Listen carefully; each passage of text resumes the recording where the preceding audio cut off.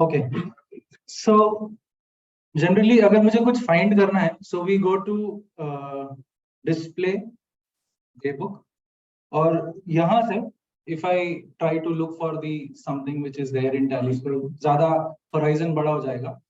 सो यहाँ पे एक बटन है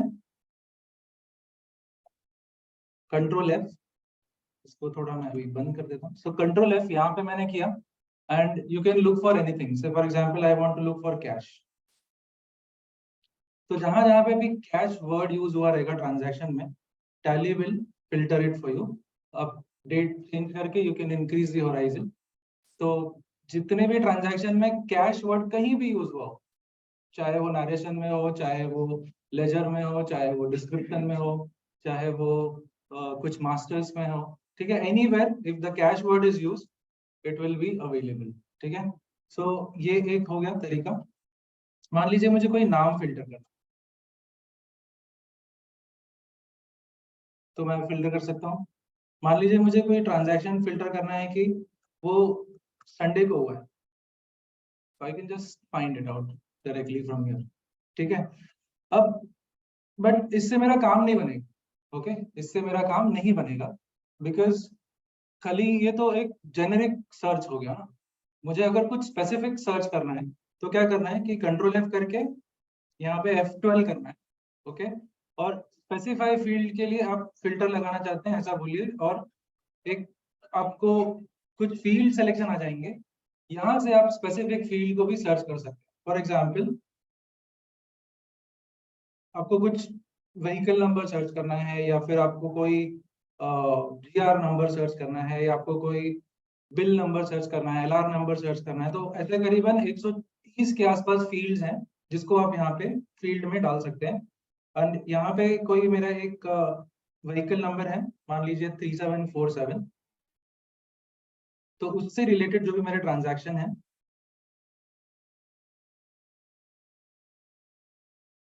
व्हीकल नंबर, तो उससे रिलेटेड जितने भी मेरे ट्रांजैक्शंस हैं वो यहाँ पे आ जाएंगे। और ये एक्चुअली अगर आपको देखना है कि ये फिल्टर हो कैसे रहा है, तो यहाँ पे एक और बटन दिया है फिल्टर डिटेल्स। ठीक है, तो फिल्टर डिटेल्स में जाकर के आप देख सकते हैं कि व्हीकल नंबर एक फील्ड होती है टैली के अंदर, उसके अंदर ये डिटेल दिया हुआ है और वहां से ये फिल्टर होके आ रहा है। ठीक है, अब इससे भी मेरा काम नहीं बनेगा एज ए चार्टर्ड अकाउंटेंट। अब इसको थोड़ा सा और एक्सपांड करते हैं। तो यहाँ पे जैसे मान लीजिए हम लोग अभी ऑडिट पीरियड शुरू होगा, तो we try to do certain searches, हम लोग कुछ फिल्ट्रेशन लगाते हैं और हम लोग कुछ रिपोर्ट्स क्रिएट करते हैं। तो उसमें से एक बहुत ही फेवरेट रिपोर्ट जो है वो है कि कैश ट्रांजैक्शंस जो 10,000 के ऊपर वाले वो फाइंड आउट करना। ओके, और अगर आपके पास जितने भी क्लाइंट हैं उन सबके लिए आप ये करते हैं जनरली, है ना। तो यानी कि ऐसा नहीं कि एक क्लाइंट के लिए कर दिया तो फिर वो मुझे वापस नहीं करना पड़े, ऐसा नहीं है, आपको वो वापस करना पड़ेगा। Okay, now let us solve this, कि एक बार कर लिया तो बाकी और किसी के लिए नहीं करना पड़ेगा। तो यहाँ पे हम लोग कौन सा फील्ड लेंगे, लेजर नेम कंटेनिंग कैश। ठीक है, कोई ऐसी चीज मैं कर रहा हूँ जो आपको नहीं समझ में आ रही है, ऐसी कोई चीज मैं कर रहा हूँ जो आपको मतलब रॉकेट साइंस जैसा लग रहा है, बहुत डिफिकल्ट लग रहा है, नहीं ना, ऐसा तो नहीं लग रहा ना कुछ। ठीक है, so, हाँ सर एक second, let me just complete this particular, एक दो फील्ड और ऐड कर लेता हूँ मैं। यहाँ पे ledger amount greater than equal to 10,000, ठीक है, एंड वाउचर टाइप, ठीक है, कंटेनिंग पेमेंट, और एंड ऑफ लिस्ट कर दिया मैंने। तो ये मेरा एक रिपोर्ट बन गया कि ये कौन सी रिपोर्ट है मेरी। अब मैं फिल्टर डिटेल्स में जाके वहां पे देखूंगा तो ये इस तरह से मेरी फिल्टर जो डिटेल्स है वो बन के आ गई है। ओके, अब this is cash payment less than greater than 10,000, ठीक है। इसको हम यहाँ पे एक बटन दिया हुआ है सेव, तो यहाँ पे एक बटन है सेव, सेव कर लीजिए और इसको आप लिख दीजिए कि ये कैश पेमेंट मोर देन 10,000 है। और एक आगे और ऑप्शन दिया हुआ है एडिशनल कॉन्फ़िगरेशन, इसको यस करके इसको मार्क कर दीजिए कि ऑल कंपनीज के लिए। ठीक ठीक है, तो ये कर लेने से अब इस रिपोर्ट को अब जिस भी कंपनी में रन करेंगे ना, आपको वो कंडीशन बार बार नहीं देनी पड़ेगी। हाँ सर, 6000, हाँ तो वो 2 बार आएगा ना।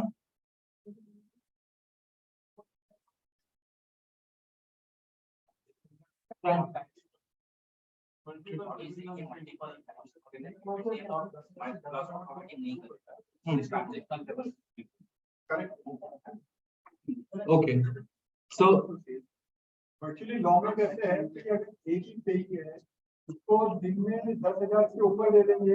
हाँ, तो उसमें फिल्ट्रेशन में एक्चुअली हम ये डाल सकते हैं कंडीशन कि give me the total value of this particular ledger as 10,000। हाँ, वो भी उसमें कर सकते हैं। यस, ये एक्चुअली और निटी-ग्रिटीज में इसमें और भी जा सकते हैं, क्योंकि वहां पे अगर आप देखेंगे ना तो बहुत सारे ऑप्शंस हैं। जब आप एडवांस फिल्टर पे जाते हैं तो you get so many options.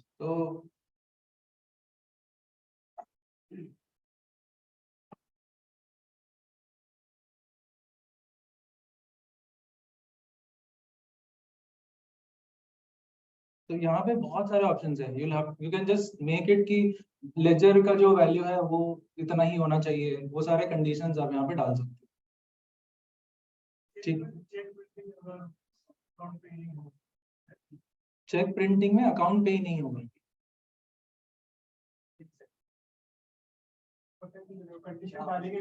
आपने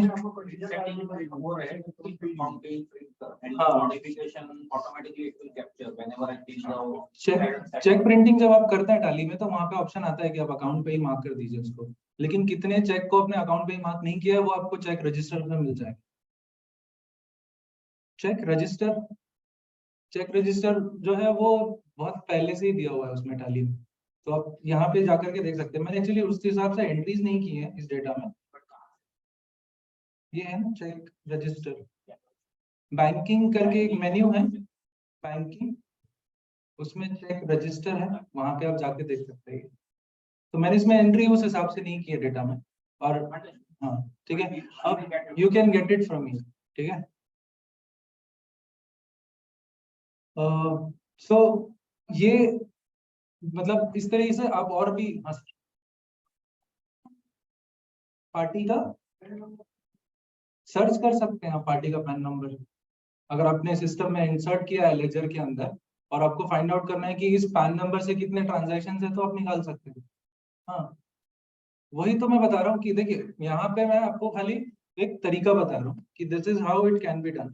ओके, अब उसको आप अपने ऑफिस में अपने क्लाइंट के साथ करते वक्त अलग अलग क्लाइंट के साथ अलग अलग फिल्ट्रेशन, अलग अलग परम्यूटेशन कॉम्बिनेशन यूज करेंगे।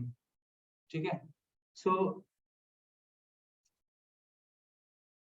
अब कोई क्लाइंट होगा जो सर्विसेज में होगा, उसके लिए स्टॉक एप्लीकेबल नहीं होगा, तो फिर वहां पे आप सेल्स ट्रेंड एनालिसिस वगैरह की रिपोर्ट जो है वो काबिल मतलब वो एप्लीकेबल नहीं होगी। But there will be some client जहाँ पे आपको ऐसा लग रहा है कि इसका मुझे सेल्स ट्रेंड एनालिसिस बनाना चाहिए, तो आप वो यहाँ पे बना सकते हैं।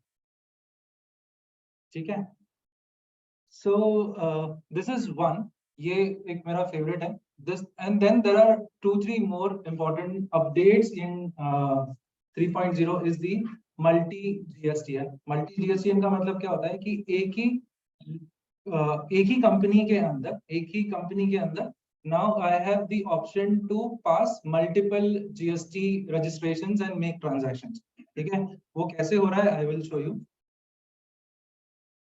तो यहाँ पे हमने एक ऑप्शन दे दिया है कंपनी टैक्स रजिस्ट्रेशन। अगर आपके पास मल्टीपल रजिस्ट्रेशंस हैं तो आप जब भी एंट्री करने जाएंगे वहां पे आप F3 करिए, you can create multiple registration. अभी तक क्या हो रहा था कि टिल 2.1 ये हो रहा था कि जैसे आपके पास एक रजिस्ट्रेशन है तो आप एक ही डेटा में काम कर सकते हैं। दूसरा रजिस्ट्रेशन अगर आ गया एक ही कंपनी का तो आपको दूसरा डेटा बनाना पड़ता था, and then that used to create problem कि अगर बैंकिंग वगैरह कॉमन है या फिर सेम डेटर्स क्रेडिटर्स हैं, so that used to create a lot of challenge. अब उसको हम लोग ने यहाँ पे कुछ हद तक सॉल्व किया है। Okay, and this is multi GSTN support. This is not to be confuse with the branch accounting. Branch accounting इसमें नहीं है। आप इसके अंदर परचेज, सेल्स, रिसीट्स, पेमेंट सब कर सकते हैं।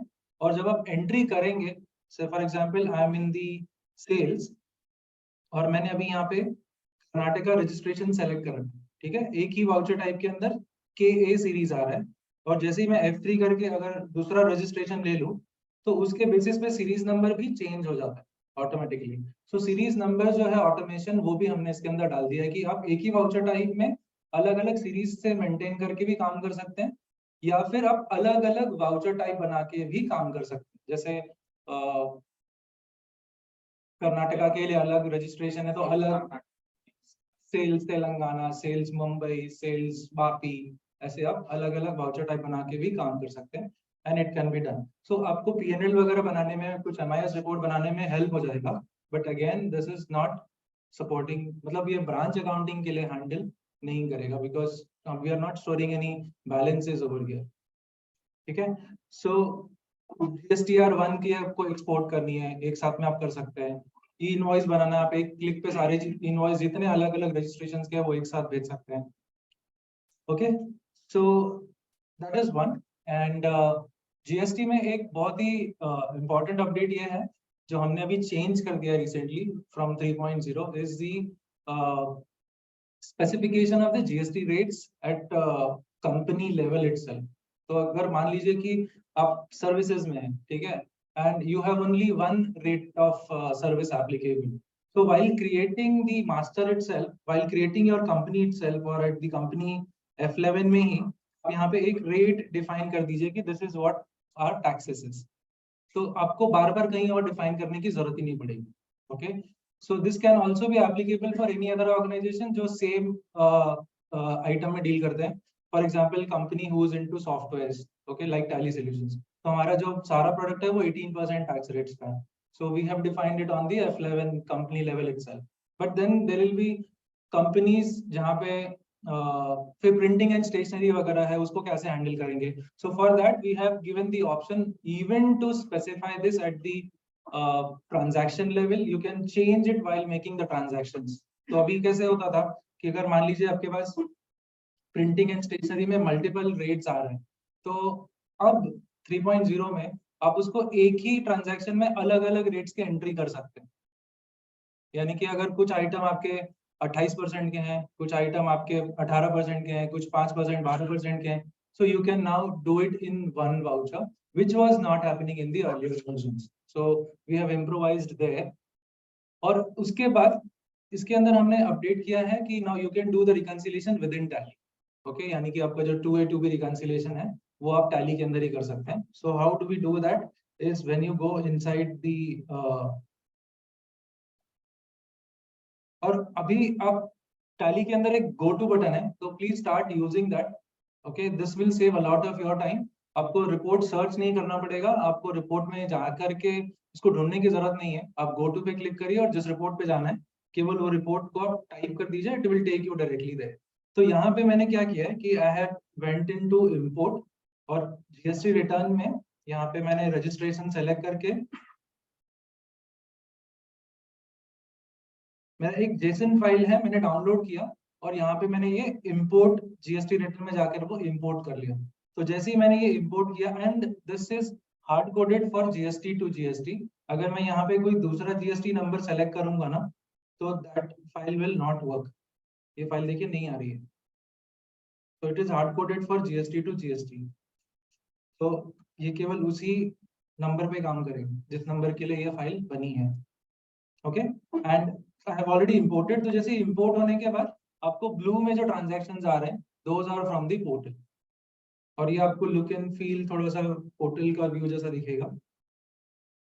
यहाँ पे वाउचर वाइज आएंगे and the transactions are already reconciled here. Okay, यहाँ पे I will just use the document number. F12 में मैं एक ऑप्शन है डॉक्यूमेंट नंबर दिखाने का। तो यहाँ पे अगर आप डॉक्यूमेंट नंबर्स देखेंगे and let me show you one more option. जो रिकंसाइल हुए वो रिकंसाइल हुए कैसे। तो यहाँ पे क्या होता है ना, जो रिकंसिलिएशन में सबसे ज्यादा चैलेंज आता है वो आता है because of some special characters और some prefix and suffix, so that we have taken care of here.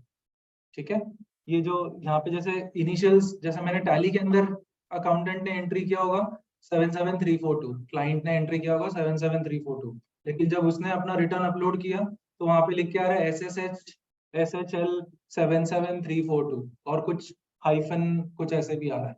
Okay, so now we have resolve this. Okay, rounding off is also resolve. तो rounding off जो है वो जब आप face पे ही है gateway of this reconciliation. Okay, यानी जब डैशबोर्ड पे है तो यहाँ पे F12 में एक ऑप्शन है कि ignore transactions by ignoring the differences in books and portals. तो यहाँ पे आप कितना वैल्यू देना चाहते हैं वो आप यहाँ पे दे दीजिए. ठीक है, 1 रुपी, 2 रुपी, 5 रुपी. सो टोटल वैल्यू डिफरेंस और जीएसटी में भी डिफरेंस आएगा. इनवॉइस टोटल इनवॉइस है.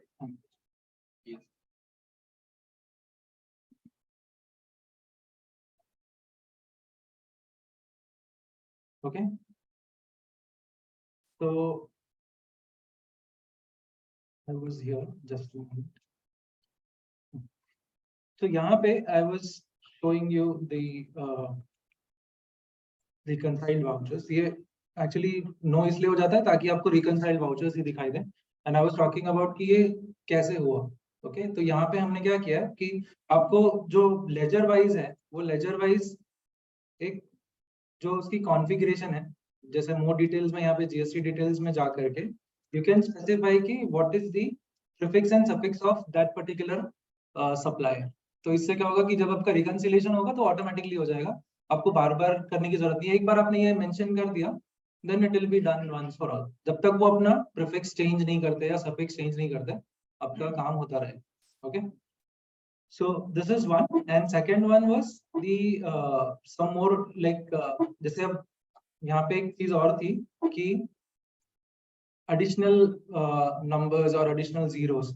तो उसके लिए क्या है कि जब आप रजिस्ट्रेशन में ही है ना, तो जब आप रजिस्ट्रेशन की डिटेल्स भर रहे हैं तो यहाँ पे राइट साइड में ना एक रिकंसिलिएशन कॉन्फ़िगरेशन है. ये मेरा एक वन टाइम एक्टिविटी है. जब भी हम ये करेंगे तो यहाँ पे हम लोग मेंशन कर देंगे कि ignore zero if prefixed in supply document number. अगर आप ये नो रखोगे तो जितनी जीरोस वाले ट्रांजैक्शंस होते हैं ना 007342 00XYZ, तो वो सारे ट्रांजैक्शंस आपको रिकंसाइल मैन्युअली करने पड़ेंगे. उसको सेलेक्ट करके रिकंसाइल, सेलेक्ट रिकंसाइल ऐसे करना पड़ेगा. Okay, so it's better to use these options and you know let the system do the rest. ठीक है ना. Okay, अब ये कुछ और भी चीजें हैं इसके अंदर, जैसे कि आपको कोई आपका रिकंसिलिएशन पीरियड में ट्रांजैक्शन है जो which is showing as amount not reflecting in the portal. Okay, यानी कि बुक्स ऑफ अकाउंट्स में है लेकिन पोर्टल पर नहीं है. सो उसको आप क्या करेंगे, उसको आप एक इफेक्टिव डेट दे सकते हैं नेक्स्ट मंथ का. तो नेक्स्ट मंथ का जब आप रिको करोगे then only it will show you for the reconciliation, and for the books of accounts it will be available only in the month of May, June or whatever जिस month में आपने entry की हुई है. तो एक इफेक्टिव डेट वाला भी ऑप्शन है वहां पे. यहाँ पे देखिए सेट इफेक्टिव डेट. तो यहाँ पे तो I do not have any transaction of such जिसको मैं ये करूं, because almost all transactions are either available only in books. Say for example ये मेरा ट्रांजैक्शन है which is showing only in books. इसको मैं यहाँ पे set effective date करूँ और इसको मैं एक मान लीजिए मैं इसको 1 जून का डेट दे दूँ. तो it is removed from here. लेकिन ये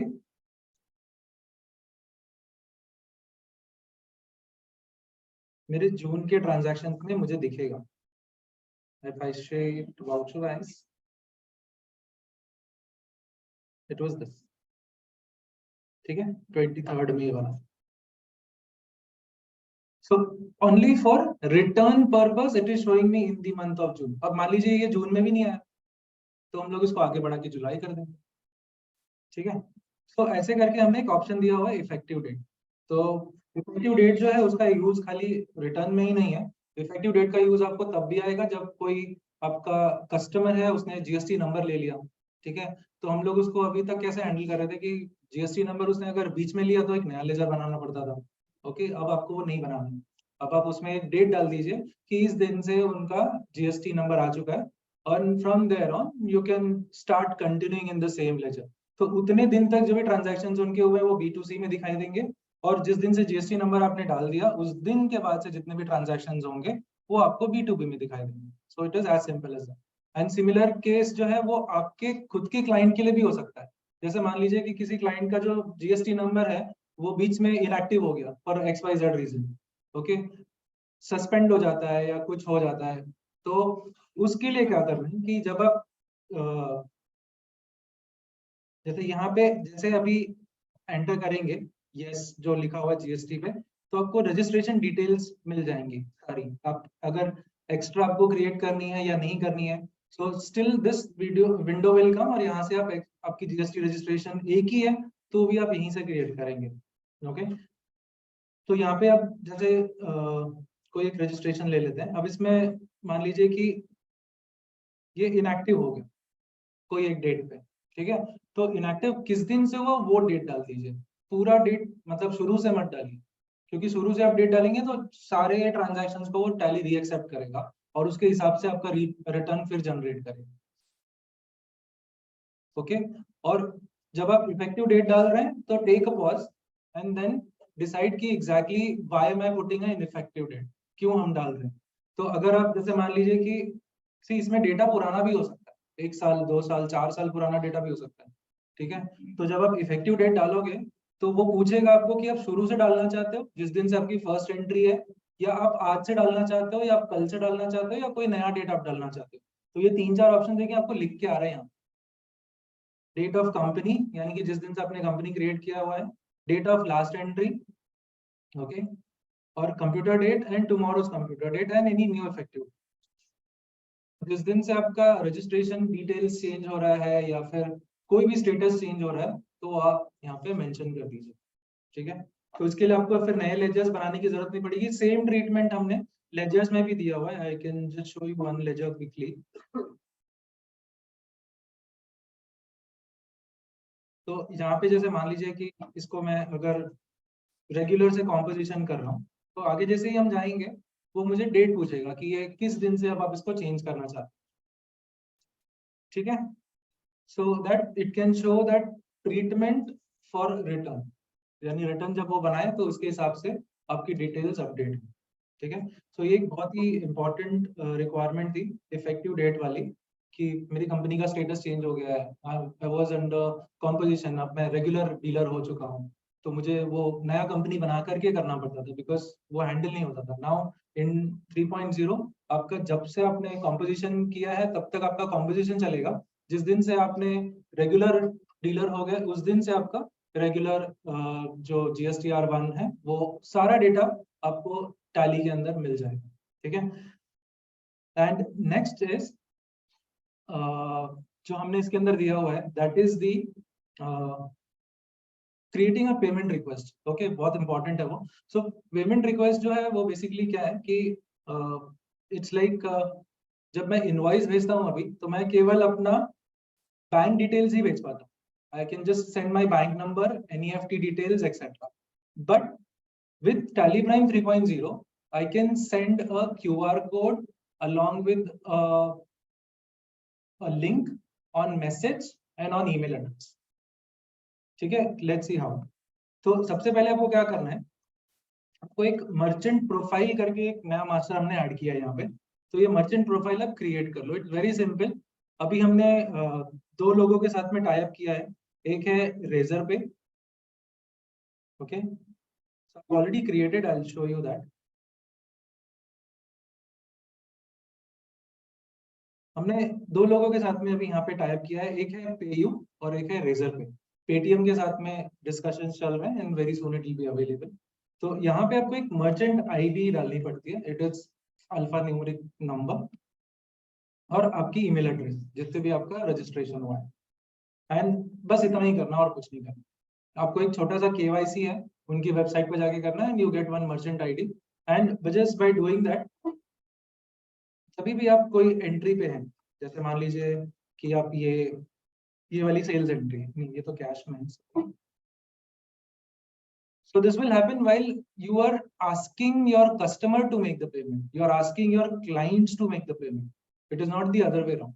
जब हम पेमेंट कर रहे हैं वो तो ऑलरेडी हमारे पास है ऑप्शन, हम अपने क्लाइंट्स को सुविधा दे रहे हैं कि they just click here and then they get a multiple option, UPI, credit card, debit card, okay, NEFT, तो वो वाला ऑप्शन हम हो गया यहाँ पे प्रोवाइड करना। सो यहाँ पे एक बटन है एक्सचेंज।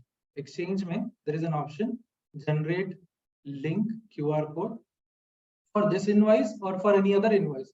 यहीं पे आप डिसाइड कर सकते हैं। तो अभी मैं करंट सेलेक्ट कर रहा हूँ, और क्योंकि मैंने जो मर्चेंट प्रोफाइल में मैंने बैंक सेलेक्ट किया हुआ है, तो let me just show you this particular option. UPI जो है बहुत ही सिंपल है। All of us have UPI ID। आपके पास अगर गूगल पे, फोन पे है, तो वहाँ पे अपने प्रोफाइल में जाइए, you can get it very easily. अब यहाँ पे देखिए इसने लिखा है QR कोड इज जनरेटेड। अब जब इस बिल को मैं प्रिंट में जाऊंगा देखने, तो ये एक QR कोड ऐसा चला जाएगा मेल पे। तो इससे होगा क्या कि जब इसको कस्टमर स्कैन करेगा, तो payment will come immediately and it will come for this particular transaction, okay. और वो डायनेमिक है, इट इज, अगर आप इसको इस वैल्यू को अगर आप चेंज कर देते हैं, तो QR कोड भी चेंज हो जाए, ओके। तो जब आप ये एंट्री, जैसे मान लीजिए कि आपको कुछ अलग अमाउंट कॉल करना है, ठीक है, तो यहाँ पे अब इस वैल्यू पे जो फिगर आ रहा है, लिंक हो रहा है, उसको आप चेंज भी कर सकते हैं। तो भले ही आपका इनवॉइस 25,000 का, आपको 5,000 रुपए ही उनसे मंगाना है, तो आप बना करके यहीं से QR कोड भेज सकते हैं, ठीक है। तो जब उनका रिसीट एंट्री आएगा, तो you have to make receipt entry and do the reconciliation and all, ठीक है, वो सब प्रोसेस तो रहेंगे ही। नाउ अगर मान लीजिए कि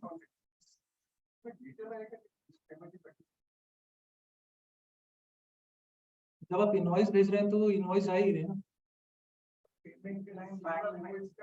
नहीं, एक मिनट में दिखाता हूँ। सी आप ये बिल भेज रहे हैं ना, ये QR कोड, तो ये इसमें तो ये डिटेल्स है ही ना। बैंक रिकॉर्ड के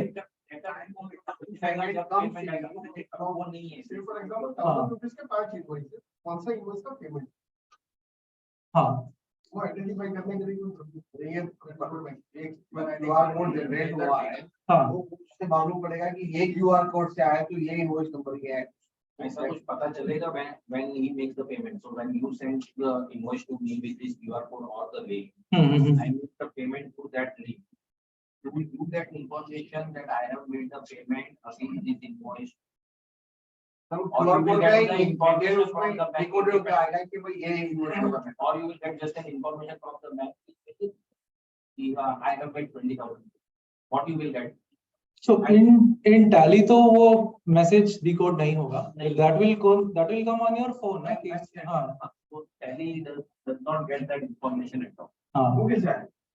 Just a simple language, let us say like being inside of it. If all chartered accountants are paying 10,000, how you are going to identify the यहाँ से आया होगा? That is our question. Bank card related. You are not getting that data at all. So Software is not do anything through QR के साथ. How you are going to identify? That is not the question. I think you want to add anything? Currently it is not there. So simple answer. Okay. So we are developing something in coming future that it comes into my bank. When I reconcile with bank, okay, it will tell that this bill is knocked off. Yeah, so that is the expectation. But it has a lot of things which needs to get connected. So this is our first step. We are just seeing that how we can develop this coming days. So in the similar fashion, जैसे मान लीजिए कि I click on go to and I do open my bills receivable, और यहाँ से if I want to send link to all my customers at one go, I can just say control space and I can click on exchange and current, क्योंकि ये सारे मैंने select कर लिया है, and it will send invoice this. ये when I'm doing it, I have to have the mobile number and email address, because ये अगर आप UPI generate करेंगे तो it will not make proper sense, क्योंकि UPI में फिर it will go on the email addresses, और UPI में इट इज समटाइम्स लिटिल जैसे इनवॉइस ओपन करके मुझे स्कैन करना पड़ेगा, तो यानी कि मेरे पास लैपटॉप में है तो मुझे उसको स्कैन करना पड़ेगा। And the best option is to send it through some proper payment integrator like PayU or Razorpay, क्योंकि इसमें होगा ये कि जो PayU या Paytm है जिसके साथ में अभी ऑलमोस्ट फाइनलाइजेशन हो चुका है, will come in very soon, या Razorpay है, तो वो क्लाइंट को एक मैसेज करता है, कस्टमर को एक मैसेज वो भेज देता है कि so and so has requested for a payment for so and so invoice, और एक उसका जो डॉक्यूमेंट है वो उनको मेल पे भी चला जाए। ओके, एंड ये फंक्शन तभी करेगा जब आपने लेजर के अंदर मोबाइल नंबर और ईमेल एड्रेस आपके सारे डाल रखे हैं, on the number it will directly go. तो यहाँ से ही आप उनको एक लिंक और एसएमएस उनको भेज सकते हैं। तो इसको आपको कोई चार्ज नहीं पे करना है, because that will be paid by PayU और पेटीएम, सो डायरेक्टली उनके सिस्टम से इट विल गो। ठीक है, the only charge that you have to pay is for the convenience fee, जो transactional fees होती है, probably that you need to pay only to Paytm or PayU or Razorpay, that is convenience fee। ठीक है, और उसके through भी when you have done this integration, मतलब अगर अपने merchant ID लेकर के you are doing this transaction, तो वो भी आपको एक Excel sheet देंगे जो आप Tally में import करके reconcile कर सकते हैं। So that can also be done in the payment reconciliation यहाँ। Then from what he is asking. But it will not knock They off your bill. they give a detail कि आपका ये link What this will do? It will reconcile only. Yeah, so it will. So this payment will do the reconciliation कि आपने जो system में entries पास की है, and the transactions which are appeared in the आपके जो payment integrator का जो site है वहाँ से you can download that Excel and try to knock off the transactions which are there in your books of accounts. Actually, PayU या आपका जो Razorpay जो भी है, हाँ, क्योंकि आपका लिंक वहां से क्रिएट हो रहा है, तो उसके पास वो सारा डिटेल है आपके इनवॉइस वगैरह, करेक्ट। तो उसके थ्रू जब पेमेंट आपको आएगा बैंक में, तो वो आपको एक्सेल का एक रिपोर्ट दे देगा, उससे देन यू कैन वो UTR नंबर वगैरह रहेंगे उसमें, ट्रांजैक्शन आईडी होगी, but it will be done automatically. आपको खाली वो ट्रांजैक्शन इंपोर्ट करना है, the reconciliation will be done. See, there are two systems. Okay, one is the link generation, okay, with the invoice, and Tally. Second thing which you are expecting is the bill by bill, जो Tally का जो bill by bill है उसके साथ, तो ये दोनों के बीच में अभी लिंक नहीं है। ओके, तो मैं यहाँ पे जो ये रिकंसिलिएशन की बात कर रहा है वो पहले वाले की बात कर रहा है कि मैंने एक लिंक जनरेट किया था और उसका मुझे पैसा मिल गया, so that reconciliation is happening, it's not that's why वो बिल बाय बिल का नॉक ऑफ नहीं होगा। अब पहली एक्सपेक्टेशंस वो थी मेरे ख्याल से, राइट? यहाँ पे ये सिर्फ जो लिंक बनाया है उसका पैसा आ गया, बस उतना ही बता। Correct,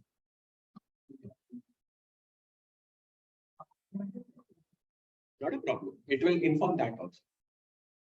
Okay, back payment, it's the option in the hands of the payer. Invoice will show the full amount. Code is there, but it is not showing that. There is a separate statement which says that कि कितने links generate हुए थे, उसके सामने ये amount के पैसे आए हैं।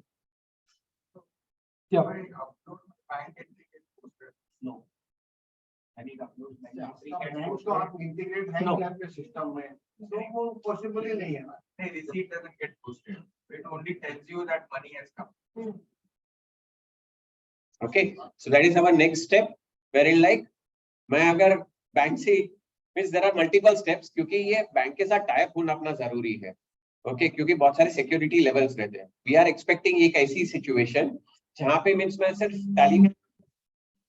टैली से क्लिक करूँ, टैली में क्लिक करूँ, वो बैंक से बात करे, वो रिसीट देख ले, यहाँ पे टैली के अंदर अपने आप वो एंट्री बना दे, ओके, और वो आपका बिल बाय बिल भी नॉक ऑफ हो जाए। छोटी सी एक्सपेक्टेशंस है, ओके, और डेफिनेटली कोशिश कर रहे हैं कि इसके ऊपर वर्क करें। फॉर्चुनेटली जस्ट ऐसे ही शेयर कर रहा हूँ कि ये बैंकिंग का पूरा जो साइकिल जो मॉड्यूल बना रहा है हमारी टीम में अभी कुछ महीनों पहले कुछ जो वो एक चार्टर्ड अकाउंटेंट ही है, हमारे मुलुंड के ही है, जो ये पूरा डिजाइन बना रहे हैं। तो वेरी सून, हमारे लिए वेरी सून है, लेकिन आपके लिए अजून 1 साल more than that it will be there. Yeah. So, yeah. Next. So we just quickly wanted to show you about the new enhancement, and I have Darshan, he's from the product team. So he will showcase the edit log, जो audit trail आ चुका है, and the e-invoice. Would you be able to talk about? Yeah, thanks. So over to you, Darshan, from here. And if you have any questions, you can please ask us. My expectation is that कि मैं within next 5-7 minutes में बता दूं आपके जितने questions है, I would like to take them now. Make sense? Okay, edit log जो हमारे MCA ने नोटिफिकेशन दी थी, जो डिले होके आ रही है, वो ठीक है, हम लोग ने कुछ बना के रखा है. सो ऑल दो प्राइवेट लिमिटेड कंपनीज, उनके लिए ये फीचर है. ओके, सो यहाँ पे तो ये कंपनी है, यहाँ पे यहाँ पे जब कंपनी क्रिएट करते हैं ना, तो यहाँ पे एक ऑप्शन है एडिट लॉग, और इसको मैं सेव कर देता हूँ. तो यहाँ पे मुझे ये ऑप्शन आता है कि ये एडिट लॉग मुझे ऑन करना है. Make sense? इससे क्या होगा, बड़ा मैसेज आ रहा है, प्लीज पढ़ते रहिए. आई एम सीरियसली टेलिंग, जो भी मैसेज आते हैं एक बार पढ़ लीजिए, फिर बाद में यस या नो कीजिए. सेकेंड थिंग, नाउ इससे क्या हो गया, ये मेरी कंपनी जो है, अभी इसके अंदर मैं कोई भी ट्रांजैक्शन पास करूं, कोई भी मॉडिफिकेशन करूं, वेदर वो नरेशन हो, वो पार्टी का लेजर मैंने चेंज किया, मैंने अमाउंट चेंज किया, तो इट विल टेक दैट कि ये ट्रांजैक्शन ऑल्टर हुआ है. Should we see that? Just एक देख लेते हैं. मैं यहाँ पे एक एंट्री पास कर देता हूं.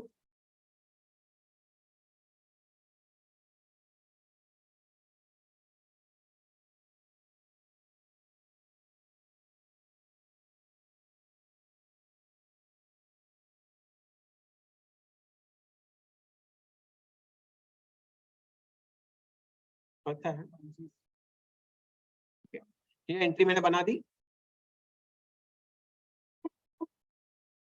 ओके, सेव हो गई. सिंपल. पेजअप किया मैंने, ये एंट्री के अंदर ये पार्टी की जगह पे मैं दूसरा पार्टी ले लेता हूँ. कुछ और भी पूछ रहा है, प्लीज पढ़ते रहिए, इतनी छोटी अभी नहीं पढ़ते हैं हम लोग. चेंज कर दिया मैंने.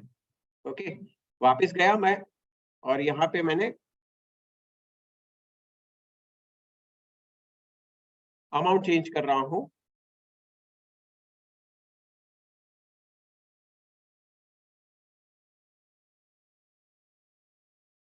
Something I did. Now, page up किया, ये ट्रांजैक्शन ऑल्टर हुआ, क्रिएट हुआ, ऑल्टर 2 बार हुआ. Related reports, edit log, sufficient enough. ये कंपनी के अंदर मैंने यूजर नेम्स एंड वो पासवर्ड्स क्रिएट नहीं किए, इसलिए वो अननोन दिखा रहा है, लेकिन नहीं तो वो यहाँ पे उसका नाम भी दिखेगा. Okay, correct sir. क्या करना चाहिए? Enter. We just press enter over here and it will show you all that. हर एक फील्ड आपको वो बता रहा है कि भाई मैंने क्या ऑल्टर किया. Make sense? That was the requirement of MCA. Okay, कुछ ज्यादा रिपोर्ट्स नहीं बना है इसके अंदर, इसलिए मैं ज्यादा डिटेल में नहीं जा रहा हूँ यहाँ पे. बट यहाँ पे कुछ ऑप्शंस है. डे बुक के अंदर जाके यहाँ पे बेसिस ऑफ वैल्यू के अंदर यहाँ पे आप देख सकते हो कि कितने ट्रांजैक्शंस ऑल्टर हुए, मुझे वही देखने हैं. डिलीट हुए हैं वो भी दिखा दे, और डिलीट की भी हिस्ट्री वो मेंटेन करेगा, because this was the requirement. Now एक और एक सिंपल चीज बता रहा हूँ कि ये मैंने कंपनी जो यहाँ पे अपनी ऑल्ट्रेशन में इसको यस किया था, तो इसको मैं नो भी कर सकता हूँ, हाँ या ना? तो will fail with the requirement of MCA. तो ये बटन मुझे देना चाहिए या नहीं देना चाहिए? सर बोल रहे हैं नहीं देना चाहते, और सर डेफिनेटली मैं इसको नहीं देना चाहता हूं, और उसके लिए मैंने एक अलग प्रोडक्ट बनाया है, and that is called as Tally Prime edit log. Tally Prime edit log, and it is same Tally okay, एक अलग EXE आपको डाउनलोड करनी है एंड ये EL करके प्रोडक्ट है। ओके, तो ये जब भी ऐसे ओपन होगा ना तो यहाँ पे एडिट लॉग लिख के आएगा। आप टैली स्क्रीन ओपन करेंगे तो लेफ्ट हैंड साइड पे ऊपर आपको एडिट लॉग लिख के आएगा। Make sense? यहाँ पे ये टॉगल ऑप्शन अवेलेबल नहीं है ऑन या ऑफ। तो आपका क्लाइंट का डेटा आपके पास आता है, ओके, वो प्राइवेट लिमिटेड कंपनी है, उसका आप एडिट लॉग EXE में ओपन करेंगे और उसका अगर कोई नॉर्मल है तो आप उसको नॉर्मल EXE में कर सकते हैं। बिलीव मी, ये यहाँ पे जो एडिट लॉग जिस तरीके से लोग अभी यूज कर रहे हैं, काफी लोगों ने उसकी नॉन प्राइवेट लिमिटेड यानी कि नॉन कंपनीज के अंदर भी यूज करना शुरू किया है, जहाँ पे उनको डर दिखाने का प्रॉब्लम नहीं है, मींस इंटरनल सिक्योरिटी के लिए कि भाई गलती से कभी कभार कुछ चेंज हो जाता है तो कैसे ट्रैक बैक करें। Make sense? So that was all related to edit log. E invoice एक नया एक चीज आ रहा है। ओके, नाउ मैं इसलिए नहीं बोल रहा हूँ कि नया चीज आ रहा है, ओके, काफी साल से काफी महीने हो गए उसके अंदर थ्रेशोल्ड कम हो रहे हैं। ओके, तो इसके लिए मेरे काफी सारे क्लाइंट्स को अफेक्ट कर। So for that reason, okay, we have super simplified just e-invoicing.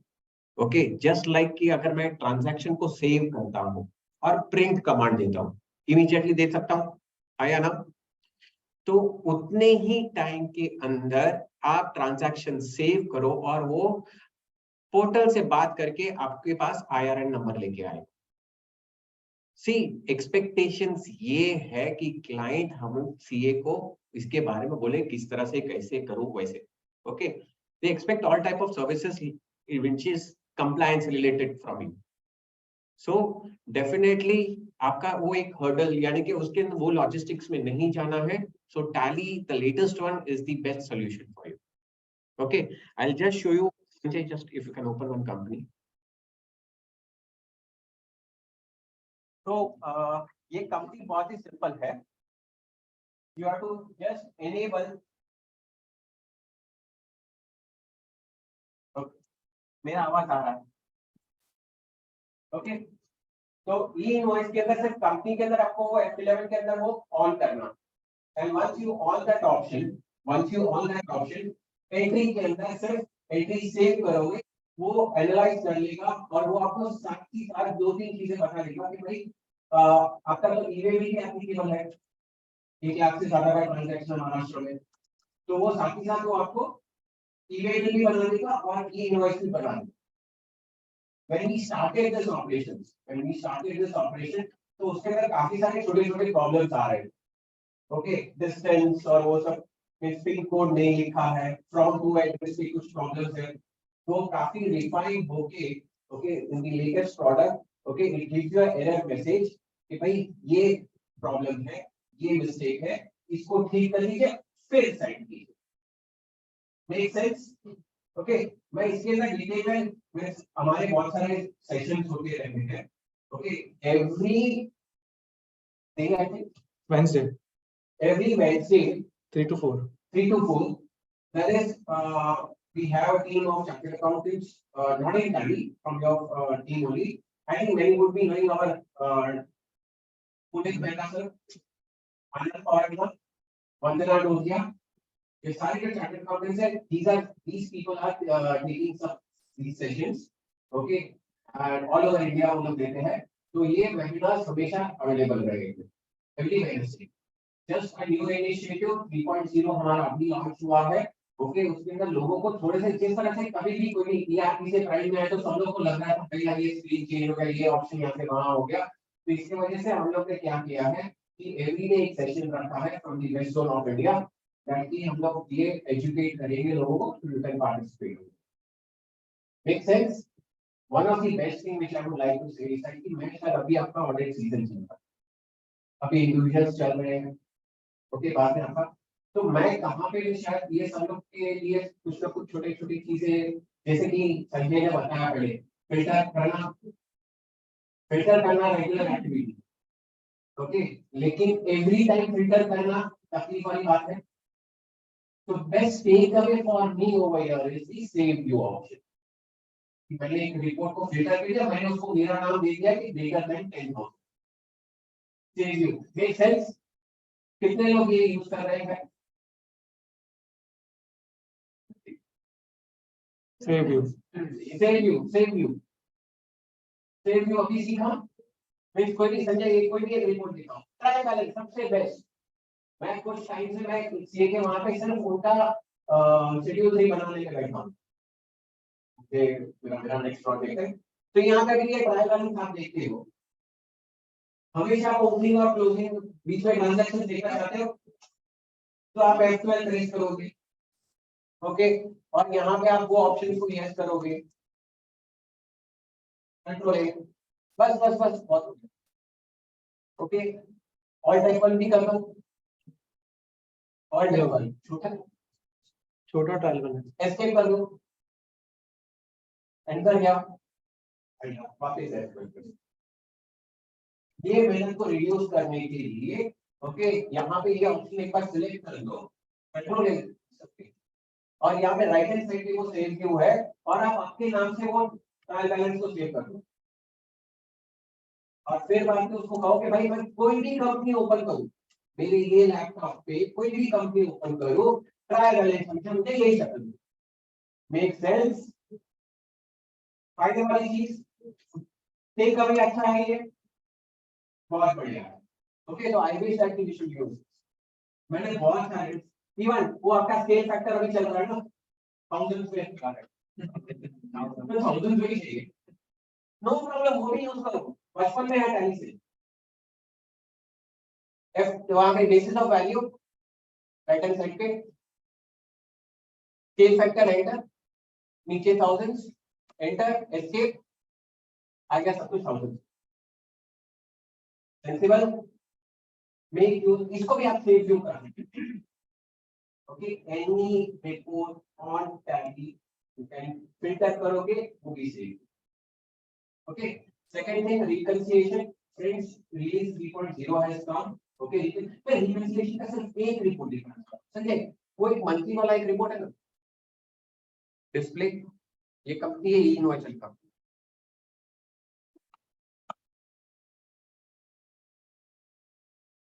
Display सबसे ज्यादा कंपनी हम भी बनाते हैं। आप डेफिनेटली बुक्स हुआ है इसके ऊपर, ये बुक्स में मतलब टेंपरेरी रिकंसिलिएशन, इसके करो, इसके अंदर हाँ एक यूटिलिटी नहीं, यूटिलिटी में जाओ, नहीं एस्केप करो सर, एक मंथली रिपोर्ट आता है ना, अदर रिपोर्ट्स में जाओ, other reports,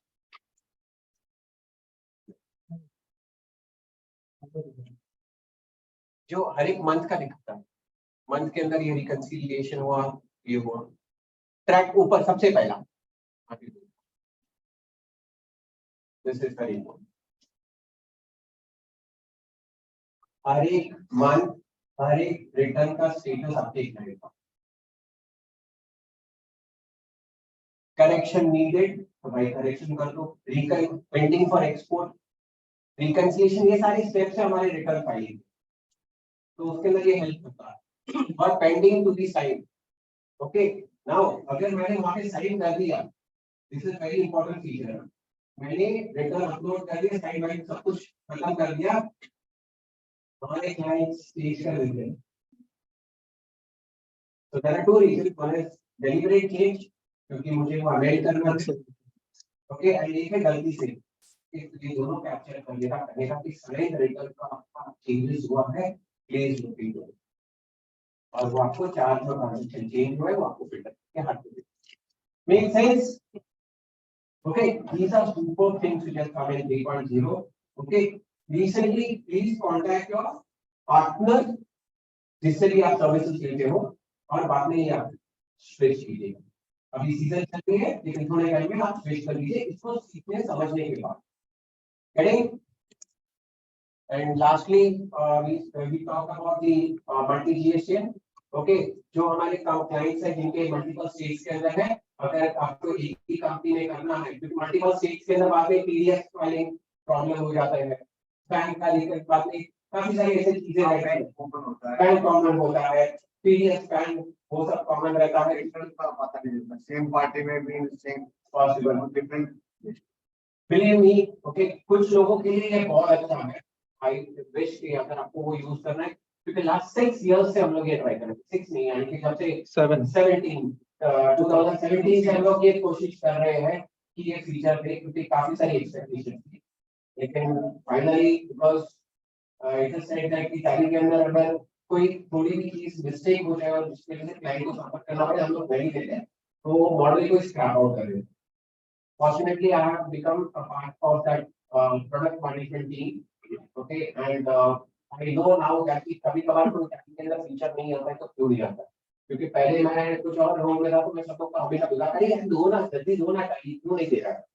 So just this team is working on right now many projects, and definitely if you would like to contribute into it on even we for the clarifications. My name is Darshan Shah, and I reside in Mumbai only, and I get to that I meet you and just get that key tally के अंदर और क्या flexibility क्या नए product feature है।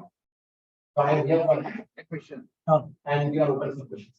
ये जो आपका P&L और बैलेंस शीट प्रिंट करते हैं, हाँ तो वो का जो शेड्यूल प्रिंट का सिस्टम है एक तो ऐसा फीचर होना चाहिए if you want financial statement with profit loss balance sheet and along with schedules proper numbering करके एक साथ प्रिंट करते हैं, that is not there. We cannot generate every schedule we have to generate different.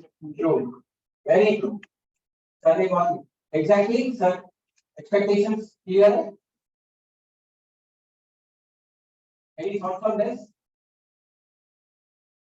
एक छोटी सी request है, एक छोटी सी रिक्वेस्ट है कि हम लोग ने आज से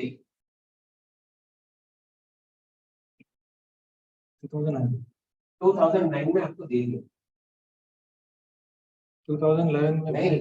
when XBRL came, we changed. Yeah, we had already given this feature. Okay, preparing schedule 6 from that. First one पहले उसका नाम we had given. Fortunately, unfortunately, people did not see. And it went into that level that the prime के अंदर हम लोग ने चीज को निकाली. So we request you that he something what we are giving. Okay, ये देखिए पूरा. Okay, good. Just go to balance sheet. Okay, ये सारा आपका right hand side पे notes है. यहाँ पे सब note numbers दे दूँगा मैं. And it will connect with notes. Sir मैं जो भी बोल रहा हूँ सर, ये फीचर था जिससे इसको एनहांस करना था। ओके, 2-4 रिपोर्ट्स डालने थे जो नए नए मांग रहे हैं वो लोग। ओके, नीलामी प्रॉपर्टी चाहिए मुझे इंफॉर्मेशन, मुझे प्रमोटर्स का भी स्टेटस देखना है, तो ये सारी चीजें हैं मुझे उसको अपडेट करनी थी। अनफॉर्चुनेटली द प्रोडक्ट मींस मैं इसका लवर था। ओके, इसका इतना लवर था कि मींस मैंने जब ये निकला ना तो I fought for it. After fighting for it उन्होंने मुझे पकड़ के वही डिपार्टमेंट में बिठा दिया और बोल दिया कि अभी तुम पढ़ो। So friends, there are a lot of things in Tally and especially for chartered accountants मैं अभी भी बोल रहा हूँ क्योंकि क्लाइंट इतनी मेहनत नहीं कर रहा है अपने लिए, वो तो बुक्स दे देंगे और हमें बनाना पड़ता है। आर्टिकल्स के टाइम बेसर में वेस्ट होता है। मैं लास्ट 1 महीने का अंदर देखा हूँ कि I am going to a chartered accountant in बागा और वो मुझे उनके क्लाइंट की मैं एक बिल बाय बिल यूज नहीं कर रहे बराबर, जिसकी वजह से आपका एजिंग आज खराब हो रहा है।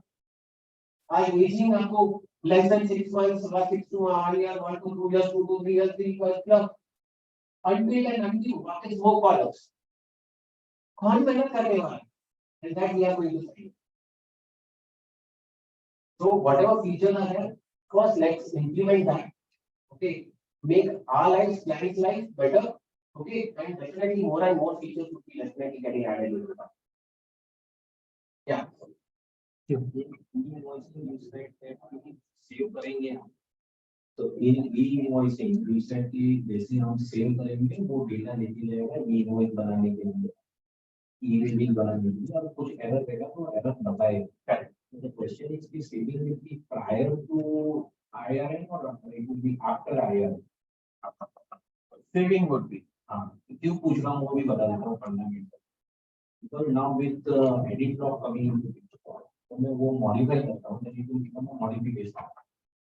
तो इसलिए पूछ रहा हूँ तो whether my entry will be treated as a modified entry when It will be considered as a modified entry. so saving will be prior. Saving will be Saving is prior.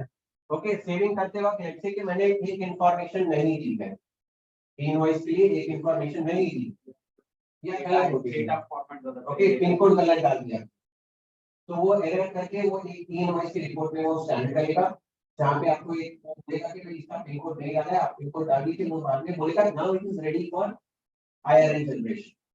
Okay, तो entry तो save हो गई है और फिर बाद में आप सेंड कर रहे हो, IRN आ रहा है आपके पास, तो it will be considered as a modified.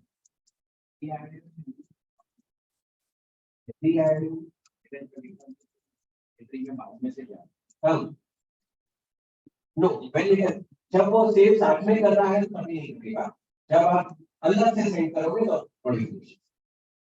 Yes, we are open for questions, anything Data again we opened in ERP. Lower prime. नहीं, सेलेक्ट सारे के बाद मैं एक सेलेक्ट ले जाता हूँ। सजेशन इज नो, ERP 9 का data है. I want to आपका डेटा वापस वहां पे ले जाएगा क्योंकि इसके अंदर इतनी सारी फील्ड आ गई है। ओके, वो फील्ड बाद में वापस ERP में नहीं रहती, एडिट जॉब नहीं लगेगा, फिर भी हम लोग ने वो चीज हम लोग फिल्टर करके देखते, वो चीज वहां पे नहीं रहती, नहीं चलता। ओके, आपकी डाटा में काम नहीं होता है। यस यस, आपके हाँ आज ड्यूरिंग द मीटिंग किसी ने मुझे पूछा था, राहुल सर, उन्होंने बोला था कि मैं 3 यूज करूं, मैं तो 3 यूज करूं लेकिन क्लाइंट का डेटा 2.1 में आएगा, मैं 3 में लेके आया हूं, तो वापस कैसे दूं? मैं बोला कि सर आप 2.1 भी रखो ना, आपका एक लाइसेंस ये DRP भी चलेगा, 2.1 भी चलेगा, 3.0 भी चलेगा, एडिट लॉग भी चलेगा, नॉन एडिट लॉग भी चलेगा, वहां पे वो कोई प्रॉब्लम नहीं। Make sense?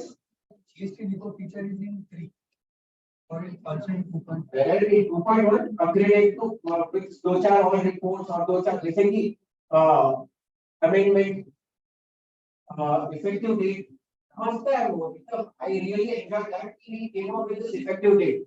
Okay, मैंने परचेज कर लिया है, वो भाई साहब ने फाइल नहीं किया, नेक्स्ट महीने का फाइल कर रहा है, ये तो मेरे बुक्स में लिख रहा है अभी कहीं है महीने में, और बाद में मैं वहां पे लिख सकता हूँ कि भाई इफेक्टिव डेट नहीं था, नेक्स्ट रिटर्न में है सेंसिबल। ये बहुत ही मुझे 3.0 बहुत अच्छा लगता है, नो डाउट यूज करने में थोड़ी सी आपको प्रैक्टिस की जरूरत रहेगी, जब टाइम मिले तो थोड़ा सा प्रैक्टिस या अंडरस्टैंडिंग लेके आप डेफिनेटली मूव ऑन कर सकते हैं। Yes sir, Purchases or branches are on GST. And how will be considered?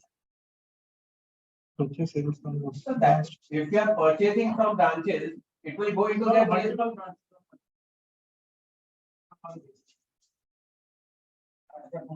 मेरे कुछ कंपनी से मैं परचेज कर रहा हूँ। No, the purchase का requirement is about me. There are 10 branches purchasing under one GST. 10 other 10. 10 अलग companies, No, no. 10 10. Branches are अलग. GST different है। महाराष्ट्र मेरी कंपनी एक ही है, लेकिन मुंबई में है, पुणे में है, नागपुर में है, ओके, तो उसके अंदर मैं किस तरह से करूंगा? नॉट नॉट ओके, एक सजेशन ये रहेगा कि ये सारे डेटा को आप एक कंपनी के अंदर सिंक्रोनाइज करके ला सकते हो और फिर reconcile. I have this practical problem. One of the client in Kurla, okay, they are having some 15 branches in Maharashtra itself. So the suggestion was that they can consolidate the data into one company through synchronization, and then they can. Or you can have different GST and within the state also. So it's like merging multiple companies data into one. पैसा नहीं देगा। वो हमारा और GST और modification चाहिए। उसके ऊपर no comments. Then the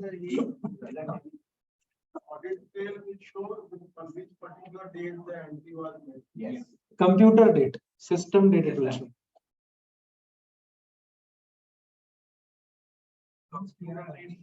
Sorry, system date. Right corner में दिख रहा है. सर ऐड को थोड़ा कुछ मैं अगर सिस्टम डेट ऐप जाके छेड़ दूं तो I tell you about on television तो लेट्स से कि मैंने एक एंट्री आज अभी बनाई और ऑल्टर कर दी, सिस्टम डेट में चेंज कर देता हूँ। ओके, मैं जाता हूँ 7 तारीख को, वापस एक ऑल्टरेशन करता हूँ, तो टैली वो 7 तारीख लेगा।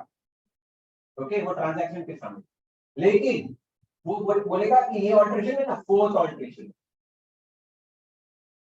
सीक्वेंस वहां पे पता चल जाएगा।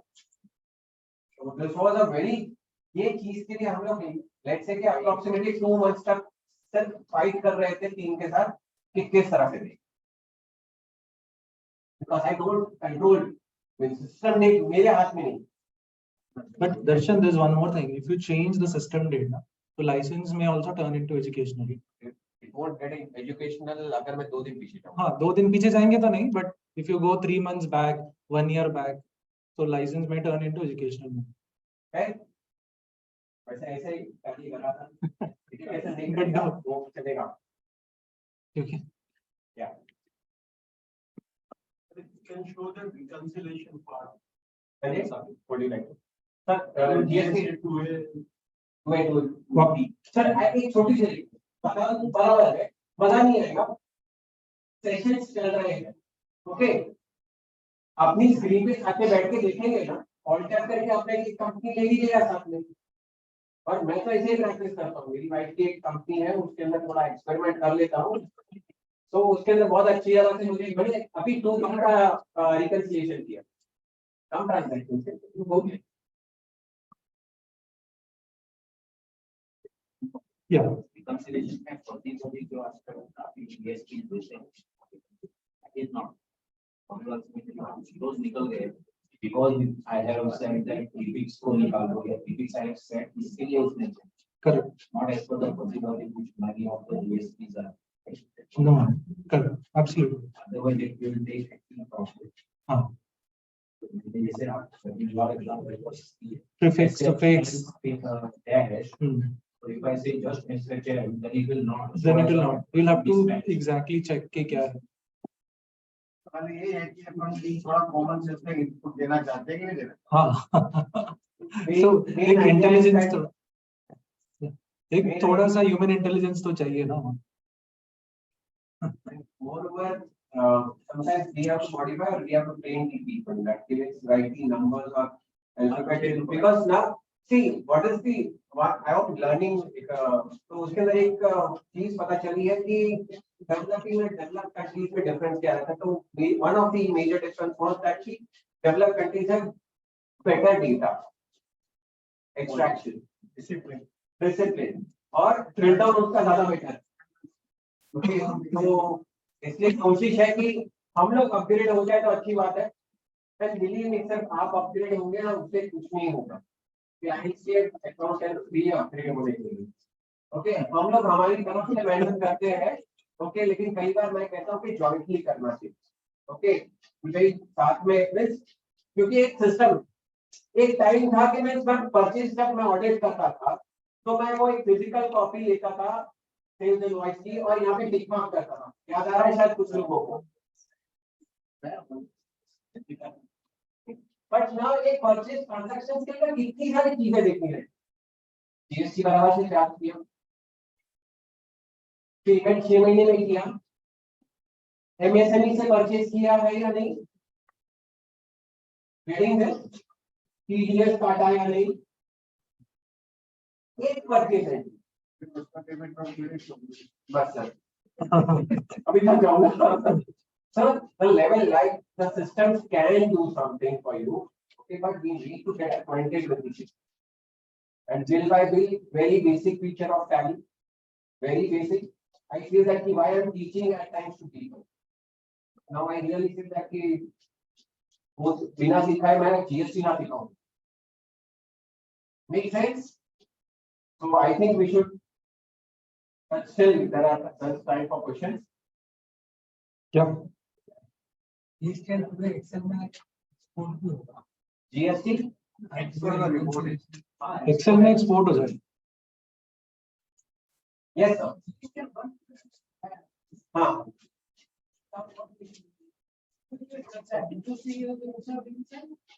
B2B मेजरली जरूरी है एंड B2C के साथ वो बेसिकली फिक्स अमाउंट जो है वो एक बार वेरीफाई करता है।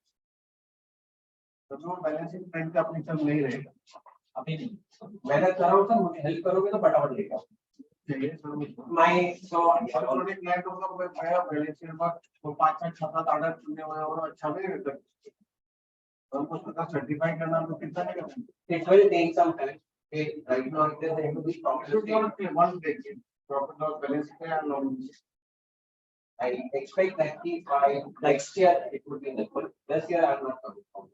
So do help me into that. I am looking out for Schedule 3 Division 1. Okay, corporate है विनो इशू वो तो बनाना है बनेगी कैसे तो नॉन कॉर्पोरेट हमको छोटे-छोटे के लिए बहुत Yes, basically when we started with Schedule 3 Division 1, okay. अभी एक साल पहले आपका वो नॉन कॉर्पोरेट एंटिटीज के लिए आ गया. So we are planning that ये both चीज साथ में बनेगा. तो एक्सपोर्ट के लिए अभी आरओई केटीपी sorry, एक्सपोर्टर्स के exporters के लिए ROE केटीपी right now we are not working on anything of import and export majorly. But something like that suggestion is that please do share with us. when I make an export I can do it in two either by paying the tax and taking a risk हाँ and second thing is schedule हाँ तो वो है अंदर के उसको और requirement अभी डीजीपी का पर सपोज लीजिए Sir, I think we'll have to look comply to more different item. Which is not connected to GST, is import export segment. Refund thing. In case of the export. Export. chartered accounting each and everything which is in the balance sheet Correct. Thank you. Thank you. Please, our contact will share with you. And if you have any things or any future expectations, please do share.